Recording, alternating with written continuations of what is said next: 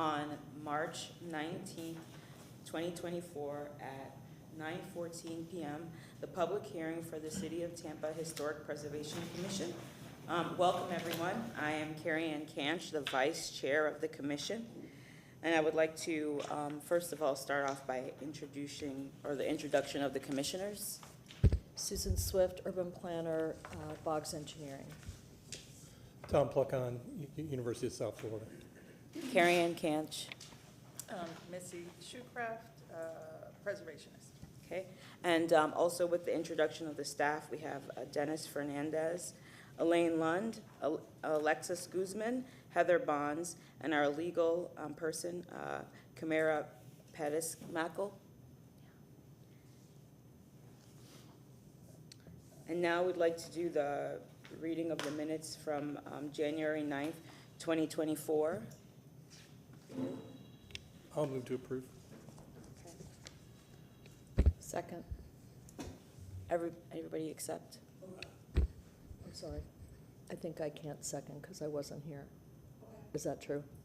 Right. I mean, Sorry, my. I'll second. Approve. Yes, all in favor.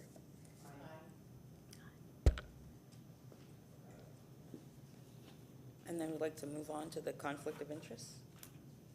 Good morning, Commissioners. Dennis Fernandez, Architecture Review and Historic Preservation Manager. Welcome to this morning's public hearing. Before we move on to the conflict of interest disclosure, I just wanted to announce that Commissioner Ortiz's term has expired, and so she's moving on to other things. And I do want to express our appreciation for her commitment and service over the last 2 terms with our commission. We do have a new appointee going through the process right now. Will be joining us shortly, and I know some others on the board's terms are either nearing conclusion or have concluded, and we're working diligently to fill those positions. So we appreciate your patience while that is ongoing. Moving on to item number 5, conflicts of interest and ex parte communication disclosure. Ask our legal counsel to lead that. Good morning, Kamaria Pettis-Mackel from the Legal Department. Will the commissioners please state whether or not they have any conflicts of interest regarding any of the items that are on the agenda? No. I don't know if I do, maybe I'll describe it. The Marjorie Park Marina Gatehouse, my company did the restoration on that building. Does that conflict me out, or? No, this is just an informational. Sure, it's an update, yeah. There's just an update. There's no matter. This is not on the agenda for the board to take any action. If it goes to take action, should I not participate in the vote? That's already happened. Oh, it's already happened. Yes. Yeah, I'll update a little bit later on the agenda with how that's progressing. I'm a little late with my information. But you're good. As I'm sure I voted on. And then lastly, will the commissioners please state on the record whether or not they've had any ex parte communications regarding anything on the agenda? None. No. Thank you so much. Moving on, we'll administer the swear-in just to staff this morning. Do you solemnly swear or affirm that the testimony you'll be providing today is the truth, the whole truth, and nothing but the truth? I do. Thank you. And moving on to our purpose for the meeting, we are going to be reviewing some status updates for the Ybor City Design Guideline revision. As you are aware, this has been an ongoing project for the staff for quite some time, and has gone through different phases, both with engaging the public and then producing some of the different sections of the guidelines. Heather Bonds, who is now kind of leading the project, has been working pretty much daily on this as one of our prioritized tasks in the office. And we wanted to bring the new construction section, which is sort of in its draft state right now, to you. We will be bringing these sections to you as we complete them for distribution and discussion. But we wanted to at least bring the formatting and the structure of how these are being laid out so that we can not only illustrate those to you, but also receive some input at this point from the commission and see if there's any shifts in direction that we would like to go. So with that, I'll ask Heather to come up. She's got a PowerPoint for you, and then we'll have some questions afterwards. Good morning. My name is Heather Bonds, Historic Preservation Specialist, and I'll be giving a brief presentation on the Ybor City Historic District Design Standards. The existing guidelines were adopted nearly 40 years ago in the 1980s. There have been some revisions through the years, the last in 2003, over 30 years ago. These guidelines need to be updated to serve the needs of the 2020s and beyond, address new materials, and provide specific directions. As members of the HPC, one of your roles is to take part in the development of design standards, including reviewing changes and updates. The existing guidelines were created in 1986. It served as a guide to rehabilitate or construct new buildings within Ybor City Historic District.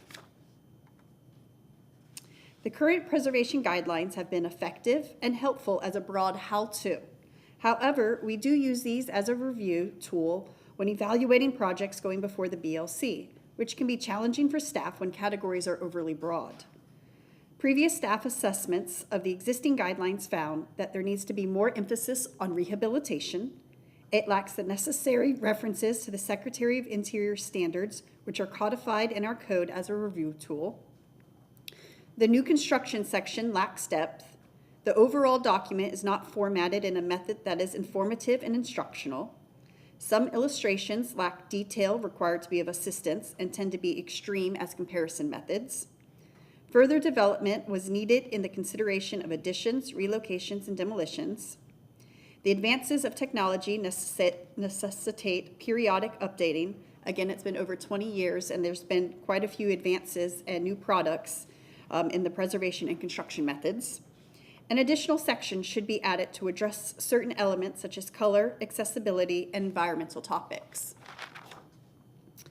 As for our project objectives, we are working hard to create a set of modernized standards that will be codified and adopted to assist owners and developers in meeting their project goals in a historically sensitive manner, provide specific measurements of success, address modern topics, be reformatted and better organized, conform to ADA compliant fonts and equal accessibility, promote maintenance and encourage rehabilitation over new construction.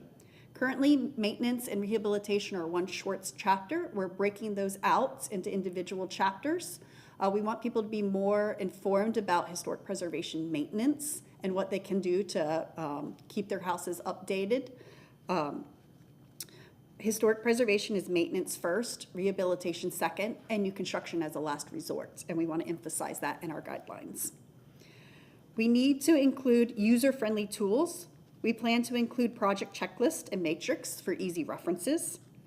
And overall, the final project should be a usable document. Our goal is that this document isn't just a guided, bounded book that people will gloss over when directed to it. We want people to be able to use this as a tool. We are also conforming to the City of Tampa style book for fonts, color, and style consistency, as well as for ADA compliance. Building upon the foundation of our current guidelines, we've also looked to the national standards. This is the national standards for the treatment of historic preservation that the National Park Service put out. It includes a lot of the recommended and not recommended actions, so we're using some of the same language to stay consistent with the national guidelines. We're also using the guidelines on flood adaptation for rehabilitating historic buildings. A lot of this material is going to be in the maintenance section of our guidelines and standards. Especially here in Tampa, that's something that people need to be guided on. This is one of my favorite documents. This was put out by the state's Historical Resources Department. It's the Model Guidelines for Design Review, a guide for developing standards for historic rehabilitation in Florida's communities. So the state put this out for certified local governments like the City of Tampa. So when we're developing guidelines and standards, that they can be consistent throughout the state. Several other cities source this material. They actually encourage us to use their diagrams in here, and several other cities do as well. So that's great for developers who go city to city to have some of the same diagrams and illustrations. So I've contacted the state, and they gave me a nice, clean digital version that we could use some of their diagrams on. So that's another source that we're using. And of course, our current Ybor City guidelines. This is what they look like now, and so we're using this as our base.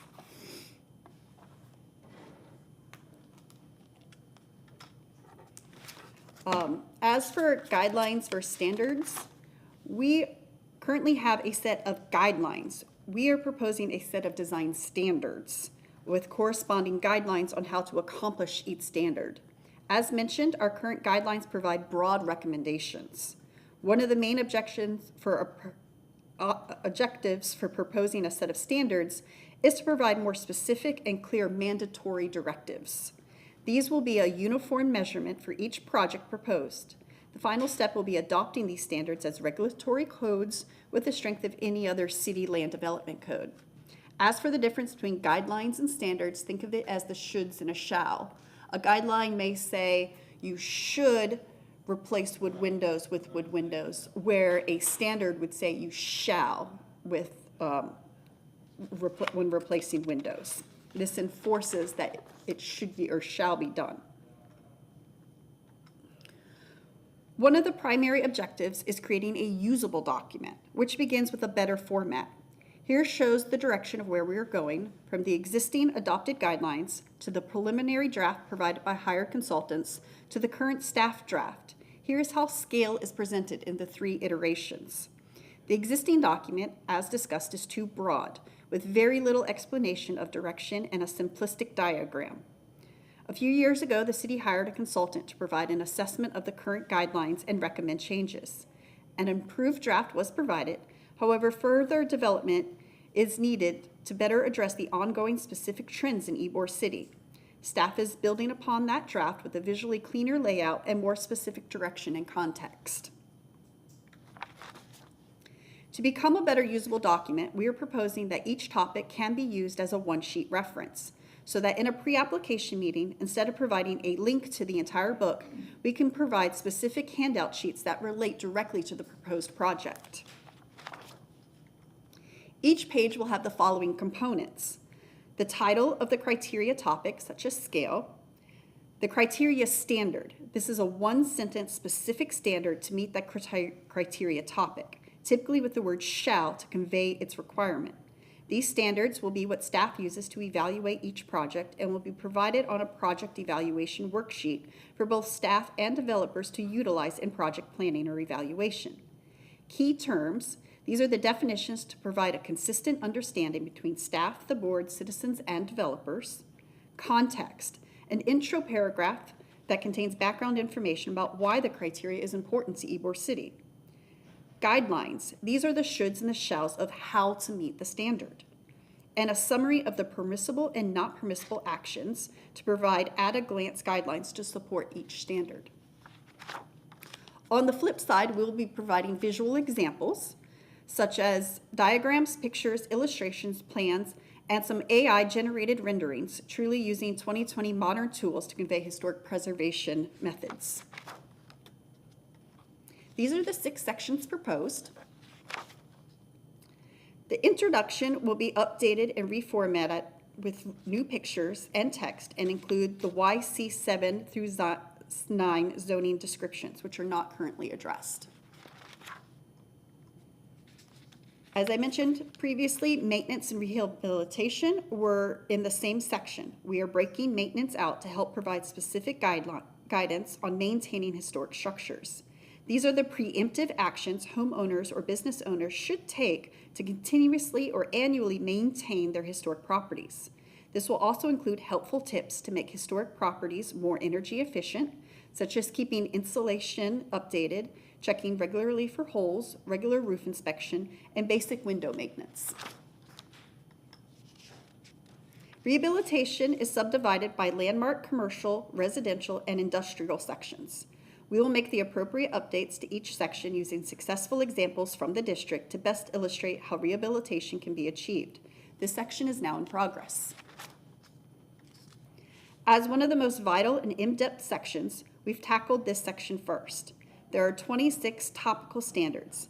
As I previously outlined, each topic will have a two-side sheet that describes each standard, a background and description, the permissible and non-permissible approaches, and visual examples. We are currently completing the final edits. As a comparison, the existing section is 4 pages. Our draft is 57 pages. This is the draft right here of just the new construction section. So compared to the entire guidelines that are previously existing, it's about the same size. We've added context to the original guidelines, updated visual examples, provided clear permissible and non-permissible approaches, and added standards for areas previously not addressed, including buildable lots, murals, rooftop structures, parking lot standards, and new modern technologies. Site elements will include other site elements beyond the historic resource on site, such as electrical boxes, where to put menu boards, sidewalk furniture, such as benches, lights, 5G poles, tables, and trash bins. It also includes landscape features covered by code, such as fences, turf standards, and preserving sidewalk cartouches. Section 6 is the standard reference and glossary section, which will be updated and reformatted. References to include sources like architectural style books and guides, the glossary, style description, and other helpful resources for HP planning. I previously mentioned we'd be developing worksheets that will benefit applicants and staff.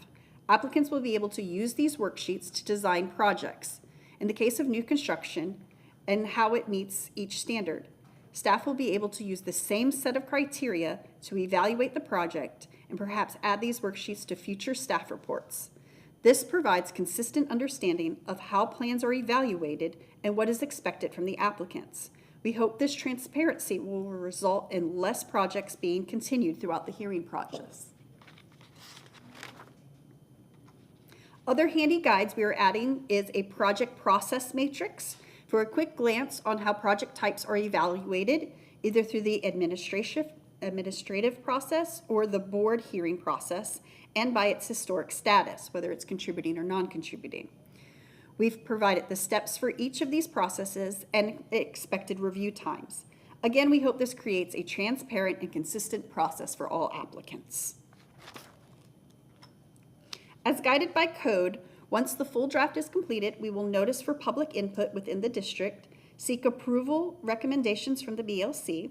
It'll then come before this board for recommendation to be adopted by City Council, then 2 City Council public hearings for final review and adoption. Here are our goals for 2024. We're mainly aiming to get a full completed draft by the end of the year to be presented to the BLC and HPC for input and provide opportunities for public participation. We will present the new construction section at the May 21st HPC, and you will be getting a copy of those standards prior to the meeting so you can look through them, so we can have some dialogue at the next meeting. And I'm happy to answer any questions.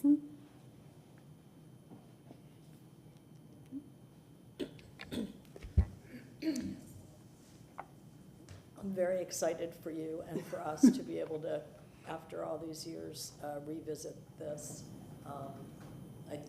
It's long overdue, but I think what you've laid out is so exciting and will be very, very helpful. I guess my question, and I think the design standards versus guidelines is an excellent approach. And I guess just a couple of questions about that.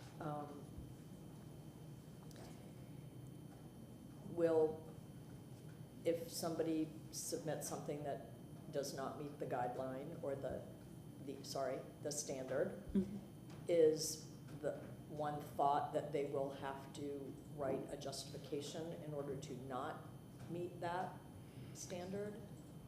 With the worksheet concept, this is what we had envisioned, where you see it has a column of consistent and non-consistent, and if we were to attach that to, say, the staff report, so that the board could easily say, it is not meeting this, And so it becomes a point of discussion at the meeting to easily say it's inconsistent, and I think staff would be able to address that in the staff report and also be able to question the applicant about why it's inconsistent and why that standard can't be met.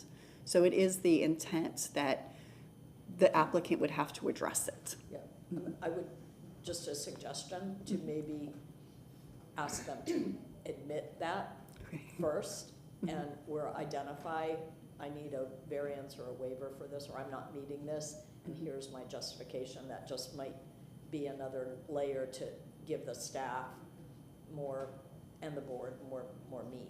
Yes, I agree. And I I think think- by providing this in a pre-application meeting, so they know at the initiation of their project, this is the expectations. Yeah. So that when they get to the board meeting, they were well aware of the standards. I think it will be really helpful once people, I'm sure the reaction initially for some might not be the most positive, but I think because you're providing so many tools, I think it's really gonna be great. Thank So good work. And this is just a suggestion, but, so I spend a lot of time with clients who live in a historic district and have to explain the guidelines to them. And it's, I think it would be helpful, and you probably may already have done this, but to have an intro that talks about how this is specifically linked to the city code, because a lot of people are not aware of that. It's interesting. How, just, and then by extension, the Park Service, and just kind of like, here's how this rolls down. Yes. Because you'd be shocked by how surprised people are when we have to tell them, no, you're in a historic district, and it has to be wood on wood windows, or that kind of explanation. It makes it a lot easier for the professionals who are dealing with the public, I think, and you all, so that you don't get those phone calls where people are questioning, why do I have to do this? And Yes, I agree. it kind of manages expectations up at the front. Yes, That's the only suggestion I have. This is fabulous. thank you. All of them should be like this. And I know you're working on it. One at a time. And thank you. Yeah, I'd reiterate that I think this looks really good. And I have a comment, I guess, and it might reflect my own personal preference more. I just want to plant the seed for maybe discussion among staff. But I would, for new construction, I'd just like to see more emphasis, if it's possible, on proportion and scale rather than style. Just, I don't know if it's a problem in Ybor, but in Seminole Heights, the infill is just so much sort of mimicry of Craftsman that looks kind of cookie cutter, that I'd much rather see infill that was modern, even, that was of the same proportion and scale, rather than trying to adhere to a style in a really kind of flimsy way. Yes. I like it as well. I think it's great. I think the usability portion is really good, just how you want it to be used by the applicants. And then also the introduction of the flooding, like the new update of your references. I think, because it's 20 years old, the last time it was updated, so a lot of things have changed. So yeah, I just think it's really, I like it. I think it's good. Thank you.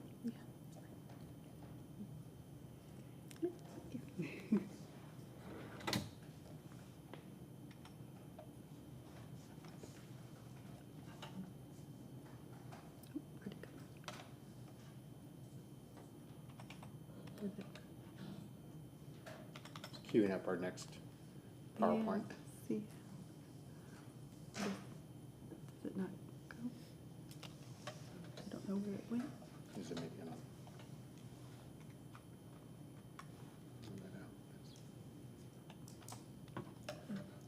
So while Heather's doing that, I'll fill in some time here. So one thing to kind of consider as well when we're doing the design guideline update is that when we did work with the consultant, we did some outreach to the public at that particular time and got some feedback about what the Ybor City community wanted to see.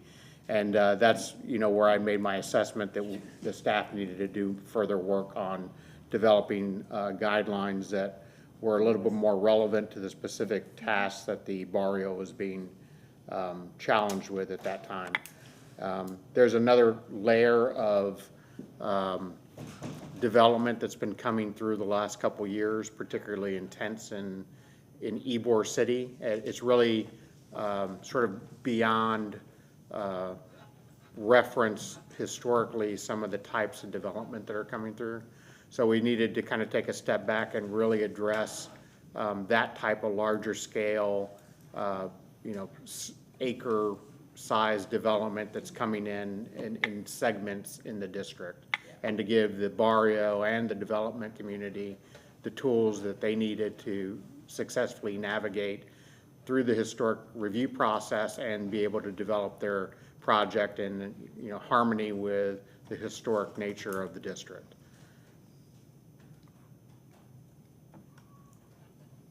You got a paper copy? I do have the paper copy. We can just go to the paper copy if it's a problem. Stuck in the previous PowerPoint. This one. I can't figure out how to get out of that. We're going old school paper copy. Always have the backup. All right. And this will be brief. So you can see just with the design standards how there's a significant amount of staff time that's going into that particular project. And then as we really start to engage with the public and with the barrio, that's going to intensify. But there we go. In sort of realizing the fruits of everyone's labor over the end of last year, we're able to bring you several updates this morning as well on actual progress with some historic designations. And I think we've got a nice sampling for you. So the first that we're going to look at is the Marjorie Park Marina Gatehouse, which an application was submitted. This is a city-owned property located at 115 Columbia Drive on Davis Islands. An application was submitted for review, endorsed through the mayor's office. It was scheduled in July before the HPC, and there was a recommendation for approval for landmark designation made at that time. The Planning Commission then in November did determine the application consistent. You can see there was quite a segment of time between actually your recommendation and the Planning Commission, and that's because we had a very difficult legal description with this particular property that necessitated us actually contracting with a survey company and, oh, we lost our picture, and performing a survey to get the correct legal description. And so we did have first reading at City Council just earlier in March on the 7th, and they did approve that unanimously for local landmark designation. And we are pending second reading now on the 28th, coming up soon, which we expect a similar outcome on that. So that's progressing nicely. As one of the commissioners said, there was some involvement with this prior to the designation process for rehabilitation. The Tampa Police Department Marine Unit actually utilizes the building, and so it's in a great use, and it's been restored beautifully to contribute to its original appearance, opening up some of the original openings that had been changed over the years and bringing back its true Mediterranean appeal. So we're very proud of this particular structure and thank the Tampa Police Department Marine Unit for really getting behind the restoration and designation of this structure.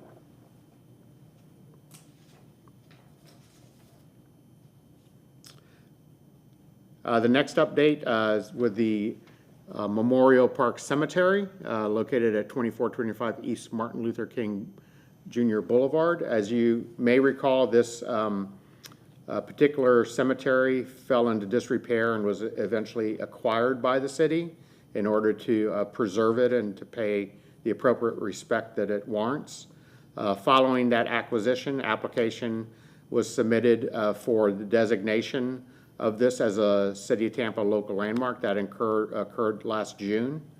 We prepared, this is a pretty extensive designation report. When you deal with cemeteries, there's a lot of different components that have to be considered, and I think you remember Elaine doing a wonderful job on that designation report. We did receive a recommendation for approval from the HPC in September of last year, and we continued to engage the community after that to refine some of the terminology that was used in the designation report, and to keep consistent with the board's motion, but to fine tune it somewhat to be more accurate and more sensitive to the history of the site.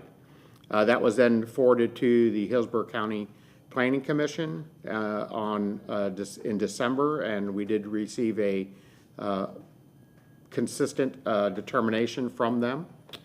We then scheduled public hearings at City Council. Of course, those are all noticed hearings, and conducted a presentation there.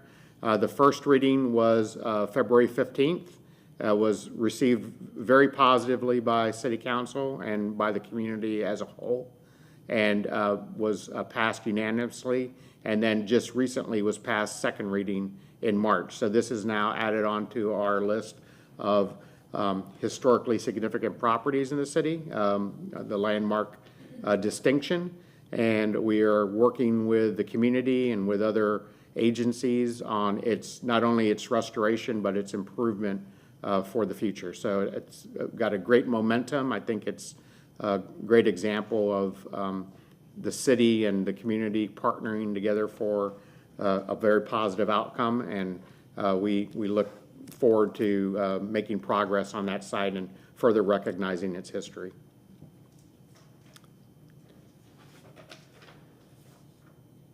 And then the final update we're dealing with currently, you may recall, is the landmark designation for the John Germany Public Library located downtown at 900 North Ashley Drive.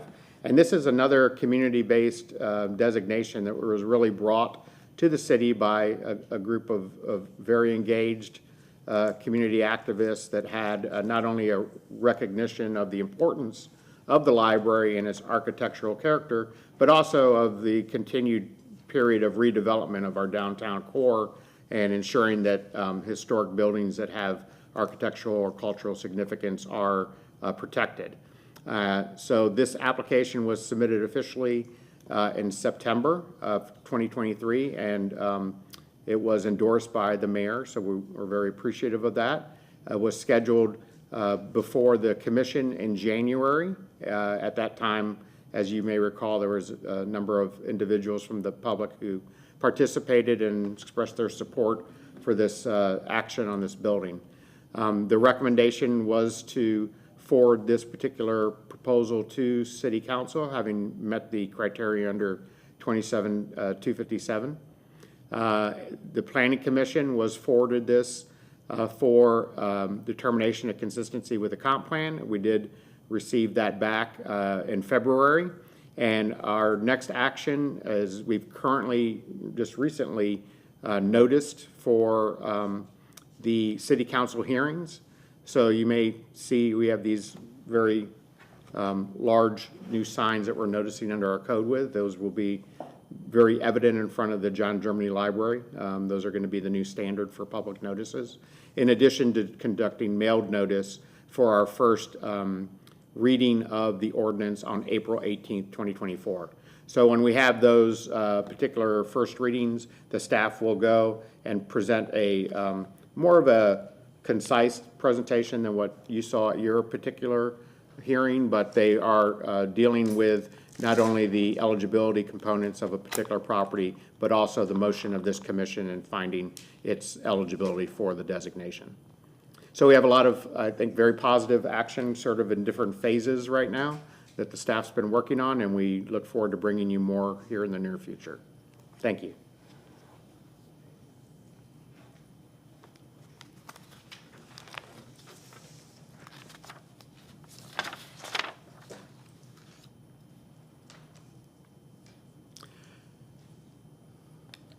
Okay, thank you for that. Do you have any, or actually, do you guys have any comments?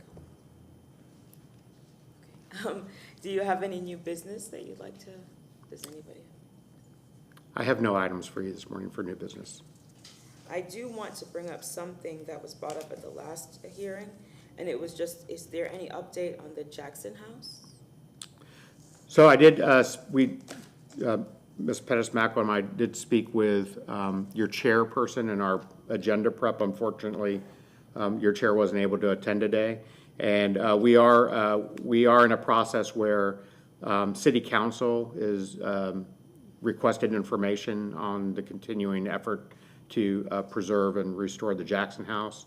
Mr. Drumgo, who had presented to you before, is presenting to them in early May. And so we've made a request for him to come and present to this commission at our May hearing, which I believe is on the 21st. And so that would be a timely report, having followed City Council's request for a report.